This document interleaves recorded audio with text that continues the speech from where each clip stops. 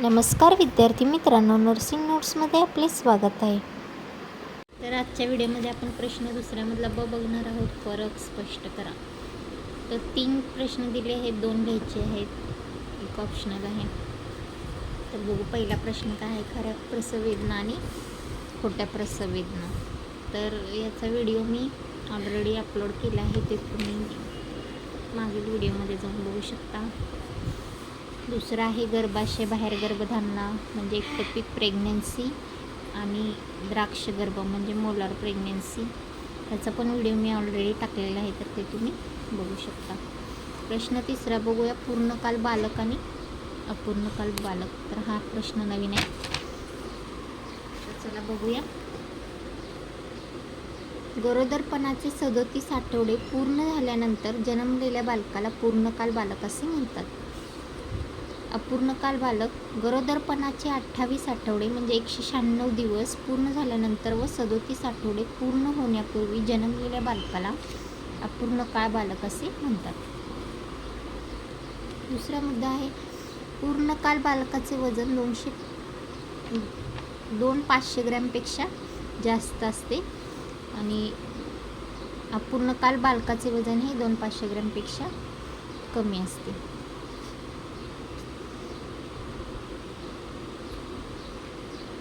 तिसरा आहे, श्वसनाचा त्रास आणि इतर श्वासोच्छ्वासाच्या समस्या असू शकतात. तर हा पॉईंट माझा जरा क्रॉस झालेला आहे, म्हणजे हा पॉईंट इकडे पाहिजे आणि हा पॉईंट इथे पाहिजे होता. तर तुम्ही व्यवस्थित करेक्शन करून घ्या प्लीज. तर पूर्णकाल बालकांमध्ये गर्भधारणेमध्ये फुफ्फुस पूर्णपणे विकसित होतात. हा पॉईंट ह्याच्यामध्ये पाहिजे होता, तर ते तुम्ही लिहा. श्वसनाचा त्रास आणि इतर श्वासोच्छवासाच्या समस्या असू शकतात. अपूर्णकाल बालकामध्ये श्वसनाचा त्रास आणि इतर श्वासोच्छवासाच्या समस्या असू शकतात. प्लीज करेक्शन करून घ्या.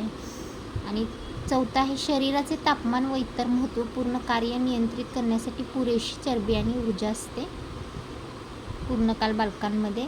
अपूर्णकाल बालकांमध्ये म्हणजे 34 आठवड्यापर्यंत तापमान नियंत्रित करण्यासाठी शरीरात पुरेशी चरबी नसू शकते. म्हणजे हे हा प्रॉब्लेम जास्त म्हणजे कायमचा नसतो. तर जसं जसं बाळाचे वजन वाढते, बाळाच्या तब्येतीत सुधारणा होते, तसं त्याचं हे सॉल्व्ह होऊ शकतं. नियंत्रित करण्यासाठी शरीरात पुरेशी चरबी नसू शकते.